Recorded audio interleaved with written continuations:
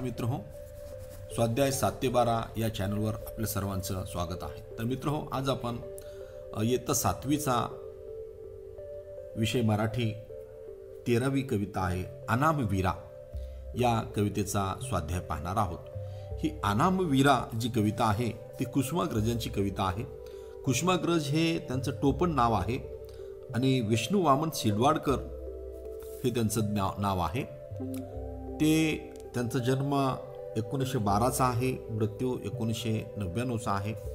ज्ञानपीठ पारितोषिक विजेते प्रसिद्ध लेखक, कवी, नाटककार म्हणून ते प्रसिद्ध आहेत. जीवनलहरी, विशाखा, समिधा, स्वगत, हिमरेषा, वादळवेल, मारवा, किनारा इत्यादी काव्यसंग्रह त्यांची प्रसिद्ध आहेत. वैजंती, राजमुकुट, कोणतेय, नटसम्राट, वीज म्हणाली धरतीला, विदूषक इत्यादी नाटके प्रसिद्ध आहेत. नटसम्राटवर तर चित्रपट निघालेला आहे आणि तो एक वेळेस पाहावा मित्र हो. परंतु कवितेत कवीने देशाच्या सीमेवर शत्रूशी लढणाऱ्या, वेळप्रसंगी प्राणार्पण करून देशाचे रक्षण करणाऱ्या ज्ञात अज्ञात सैनिकांना अभिवादन केलेले आहे. अतिशय उत्कृष्ट अशी कविता आहे. ध्येयाने देशाच्या संरक्षणासाठी जनतेच्या कुठल्याही याची अपेक्षा न करता, समाजाला त्याचं भानसुद्धा नाही आणि समाजाकडून कुठलीही अपेक्षा न करता एक निष्ठा म्हणून राष्ट्रावर प्रेम करणारा सैनिक कसा असतो याचं वर्णन कवीने या कवितेमध्ये केलेलं आहे. तर ते या अनामवीरा या कवितेचा स्वाध्याय आपण पाहू. पहिला प्रश्न आहे, कवीने असे का म्हटले असावे असे तुम्हाला वाटते? नंबर 1, स्तंभ तिथे ना कुणी बांधला, पेटतीन वात. उत्तर, देशाच्या रक्षणासाठी प्राण देणारे सैनिक अपरिचित असतात. लोकांना प्रत्येकाची नावे माहीत नसतात. तसेच आपला कुणी जय जयकार करावा म्हणून सैनिक लढत नाहीत. लढणे ही त्यांची निष्ठा असते.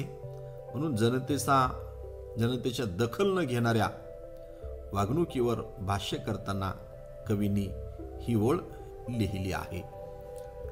लक्षात आलं? एवढं ते महत्वाचं आहे. यानंतरची दुसरी ओळ आहे, आ जळावयास्तव संसारातून उठवणी जासी.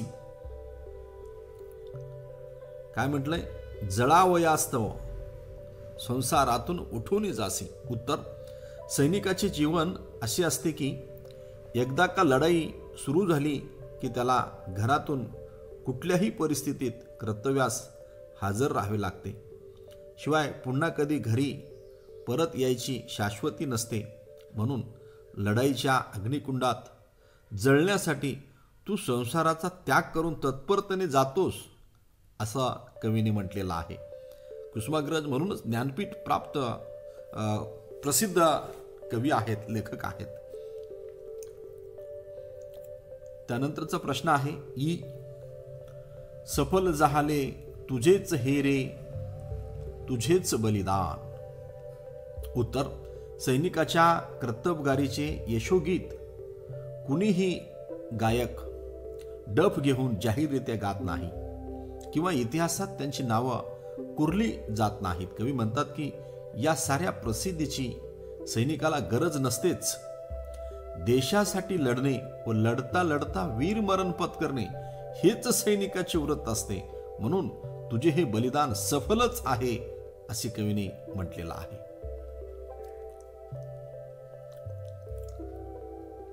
त्यानंतरचा प्रश्न आहे, प्रश्न क्रमांक 2, खालील आकृती पूर्ण करा.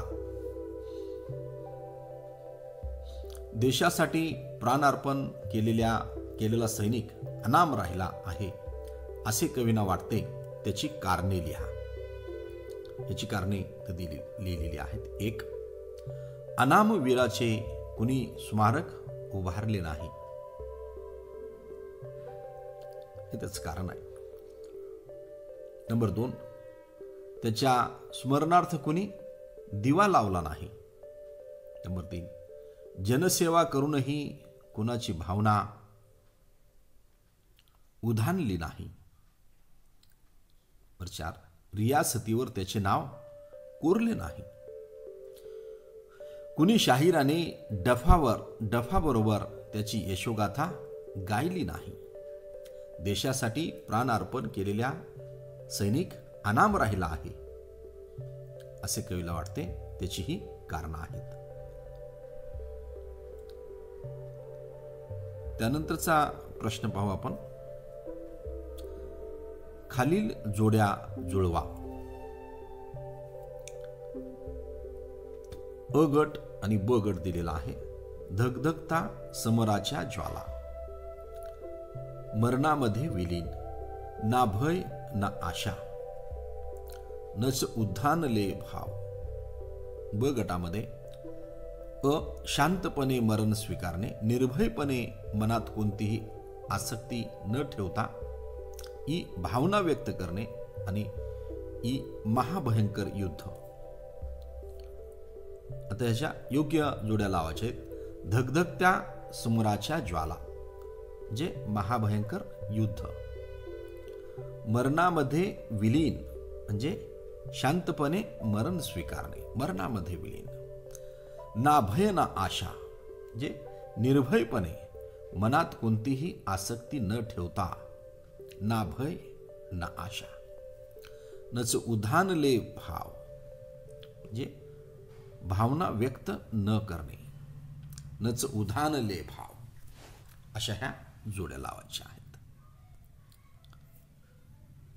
त्यानंतरचा प्रश्न पाहू. प्रश्न क्रमांक 4.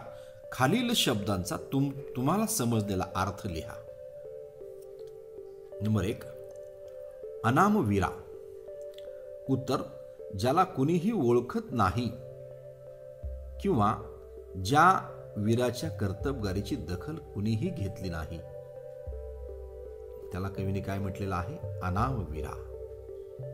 त्यानंतरचा शब्द आहे जीवनांत. जीवनांत म्हणजे मृत्यू, जीवनाचा शेवट म्हणजेच मृत्यू.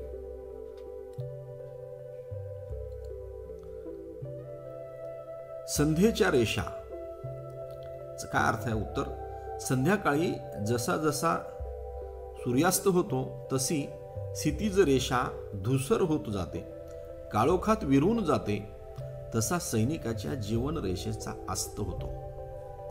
मृत्युंजय वीर, देशासाठी प्राणाचे बलिदान देणारा वीर हा मृत्यूवर विजय मिळवतो, तो चिरंजीव ठरतो, म्हणून त्याला मृत्युंजय वीर असं म्हटलं जातं. त्यानंतरचा प्रश्न आहे लिहिते होऊया. तुम्ही कोण होणार ते ठरवा. त्यासंबंधी खाली काही प्रश्न दिलेले आहेत, त्यावर विचार करा.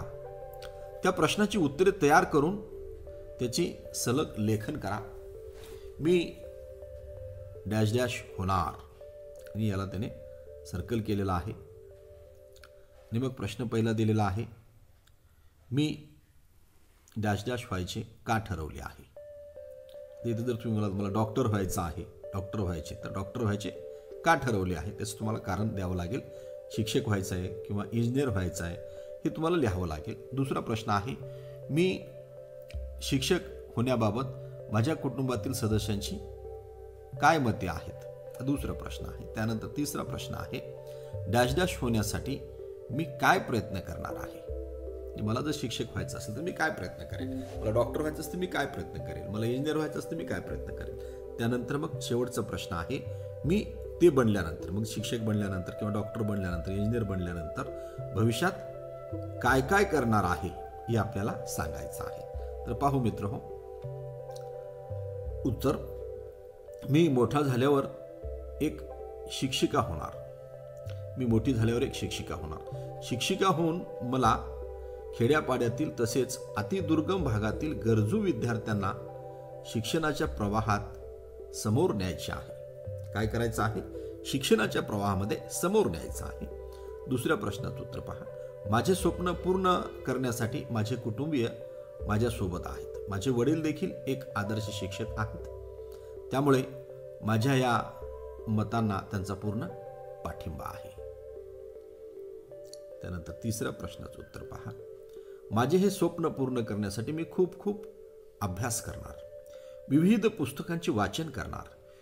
विशेष म्हणजे शाहू महाराज, साने गुरुजी, महात्मा फुले, सावित्रीबाई फुले यांची पुस्तके वाचून त्याचप्रमाणे वागण्याचा प्रयत्न करणार. यापूर्वी मी बनगरवाडी पुस्तक वाचले, ज्याद्वारे मला एक नवी दिशा मिळाली. त्यानंतर शेवटचा प्रश्न आहे, शिक्षक झाल्यानंतर तुम्ही काय करणार? शिक्षक होऊन मला खेड्यापाड्यातील प्रत्येक विद्यार्थ्यामधील चांगल्या गुणाची जोपासना करून त्या आधारे त्याचे भविष्य उज्ज्वल करायचे आहे. त्याच्यात माणुसकीच्या गुणाची रुजवणूक करायची आहे. एक आदर्श व्यक्तिमत्व म्हणून त्यांना जगता आले पाहिजे असा प्रयत्न करायचा आहे. अशा पद्धतीने तुम्ही उत्तर लिहू शकता. त्यानंतरचा प्रश्न आहे, मनी ओळखूया. खालील वाक्य वाचा, वाक्याच्या अर्थानुसार योग्य मन लिहा. नंबर 1,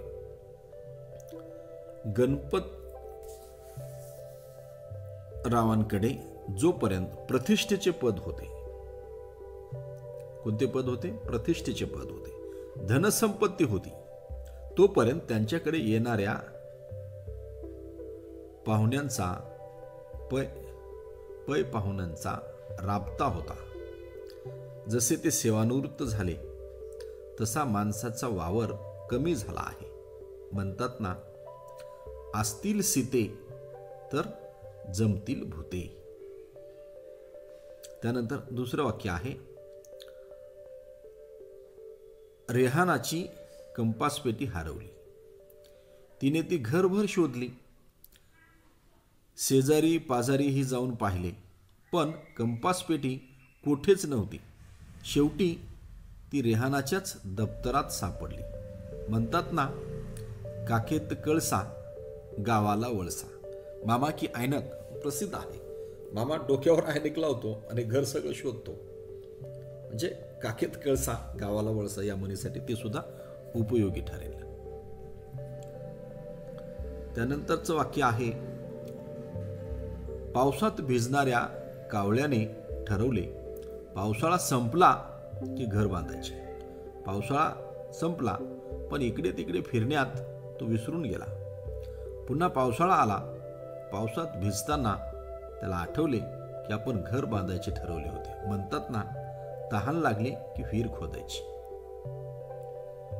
त्यानंतर चौथा आहे, फर्नांडिस खूप बुद्धिमान व प्रसंग अवधानी म्हणून प्रख्यात होते.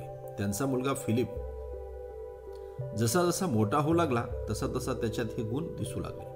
गावातले सगळे म्हणू लागले, बाप तसा तैसा बेटा, खान तशी माती. वाचा व लिहा.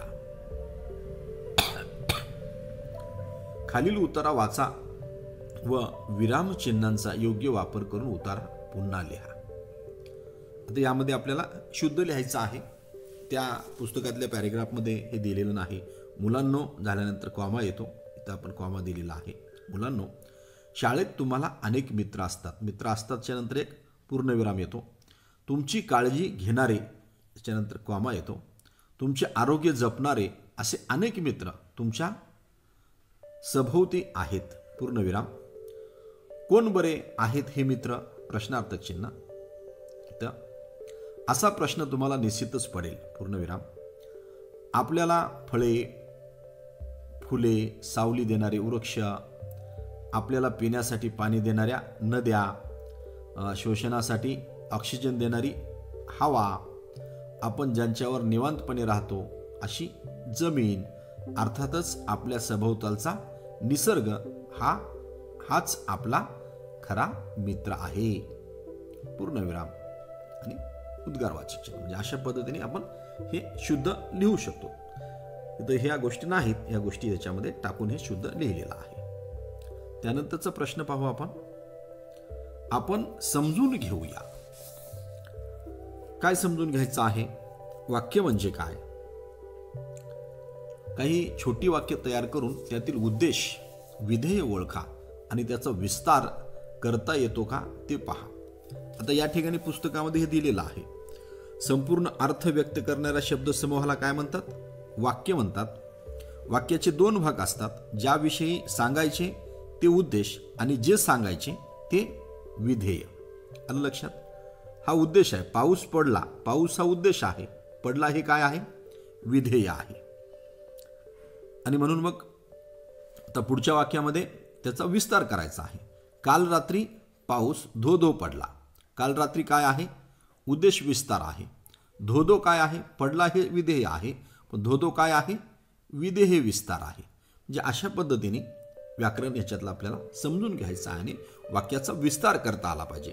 उद्देश पाऊस, पडला हे विधेय, काल रात्री उद्देश विस्तार, धो धो पडला. काय कसा पडला? धो धो पडला. धो धो हे काय आहे? विधेय विस्तार आहे. लक्षात आलं? त्यानंतरचं दुसरं वाक्य आपण घेऊ. मोर नाचतो. मोर हे काय आहे? उद्देश आहे. नाचतो हे काय आहे? विधेय आहे. मग याचा विस्तार कसा करणार? काळे ढग दिसताच मोर थुई थुई नाचला. काळे ढग दिसताच हा काय आहे? उद्देश विस्तार आहे. मोर जशाल तस थुई थुई नाचतो हा काय आहे? विधेय विस्तार आहे. आलं लक्षात? अशा पद्धतीने हे आपण सोडवलं पाहिजे. त्यानंतरचा प्रश्न आहे लिहिते होऊया. तुम्हाला काय करायला आवडते ते सांगा. त्यासंबंधी खाली काही प्रश्न दिलेले आहेत, त्यावर विचार करा व लिहा. विचार करा व लिहा फार महत्वाचं आहे. तुमचा आवडता छंद कोणता? त्यासाठी तुम्ही दिवसभरात किती वेळ देता? एखादा छंद तुमचा आवडता आहे तर त्यासाठी तुम्ही वेळ देता का नाही? कारण प्रत्येक माणसाकडे 24 तासच असतं, त्यापेक्षा अधिक वेळ नसतो. पण त्यातून तुम्ही तुमच्या छंदासाठी किती वेळ काढता? उत्तर, माझा आवडता छंद वाचन आहे. मला थोर पुरुषांची चरित्रे वाचायला आवडतात. मी दररोज दिवसभरात 1 तास अवांतर वाचन करतो किंवा करते. त्यानंतरचा प्रश्न आहे तुम्हाला काय करायला आवडते ते सांगा. त्यासंबंधी खालील प्रश्नाची उत्तरे लिहा. तोच प्रश्न आहे. तुम्हाला आवडत्या छंदाबाबत तुमच्या घरातील व्यक्ती तुम्हाला कोणती मदत करतात? उत्तर, माझे आई वडील मला नेहमीच नवीन नवीन पुस्तके आणून देतात. वाचनवेड या धड्यामध्ये हा भाग आलेला आहे. इंग्लिश मीडियमला वाचनवेड नावाचा धडा आहे. माझी बहीण, भाऊ, इतर नातेवाईक माझ्या वाढदिवसाला काय करतात? पुस्तके भेट देतात. माझ्या आईने मला घराजवळच एक वाचनालय सुद्धा लावून दिलेले आहे. अशा पद्धतीने तुम्ही या प्रश्नाचं उत्तर लिहू शकता. तर मित्रहो, अशा पद्धतीने आपण या कवितेचा स्वाध्याय पाहिलेला आहे. जो काही अडचणी असतील तर कॉमेंट करा, प्रश्न विचारा आणि आपली कल्पनाशक्ती वाढली पाहिजे. आणि म्हणून कवितेवरची प्रश्न लिहिण्यासाठी सराव करा आणि समजून घ्या. या चॅनलवर नव्याने आल्यास चॅनलला सबस्क्राईब करा. अधिकाधिक मित्रांना चॅनल शेअर करा. धन्यवाद. जय हिंद, जय महाराष्ट्र. आज आपण इथंच थांबू.